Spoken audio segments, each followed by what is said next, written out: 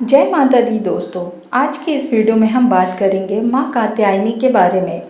तो आइए जानते हैं माँ कात्यायनी की उत्पत्ति की कथा। नवरात्रि में छठे दिन माँ कात्यायनी की पूजा की जाती है। इनकी उपासना और आराधना से भक्तों को बड़ी आसानी से अर्थ, धर्म, काम और मोक्ष चारों फलों की प्राप्ति होती है। उसके रोग, शोक, संताप और भय नष्ट हो जाते हैं। जन्मों के समस्त पाप भी नष्ट हो जाते हैं। माँ दुर्गा की छठवीं शक्ति कात्यायनी की उपासना करने से परम पद की प्राप्ति होती है। इनकी 4 भुजाएं हैं। दाईं तरफ का ऊपर वाला हाथ अभय मुद्रा में है तथा नीचे वाला हाथ वर मुद्रा में।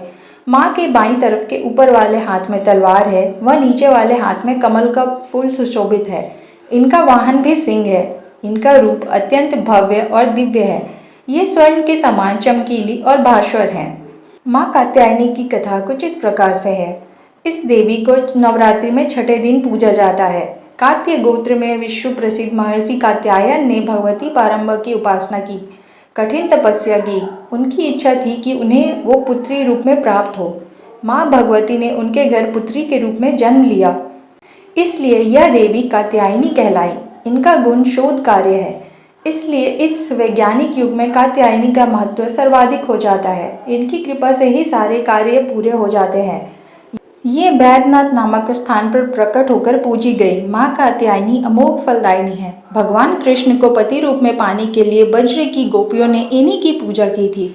यह पूजा कालिंदी यमुना के तट पर की गई थी, इसलिए ये ब्रजमंडल की आदिस्थात्री देवी के रूप में प्रतिष्ठित है। माँ कात्यायनी शत्रुहंता है, इसलिए इनकी पूजा करने से शत्रु पराजित होते हैं और जीवन सुखमय बनता है। जबकि माँ कात्यायनी की पूजा करने से कुंवारी कन्याओं का विवाह होता है। नवरात्रि के छठे दिन भक्त का मन आग्नेय चक्र पर केंद्रित होना चाहिए। अगर भक्त खुद को पूरी तरह से माँ कात्यायनी को समर्पित कर दे तो माँ कात्यायनी उसे अपना असीम आशीर्वाद प्रदान करती है। नवरात्रि के छठे दिन माँ कात्यायनी की पूजा की जाती है। माँ कात्यायनी बृहस्पति ग्रह की स्वामिनी मानी गई है। कात्यायनी देवी की पूजा करने से बृहस्पति ग्रह से संबंधित दोष जो है वो समाप्त हो जाते हैं।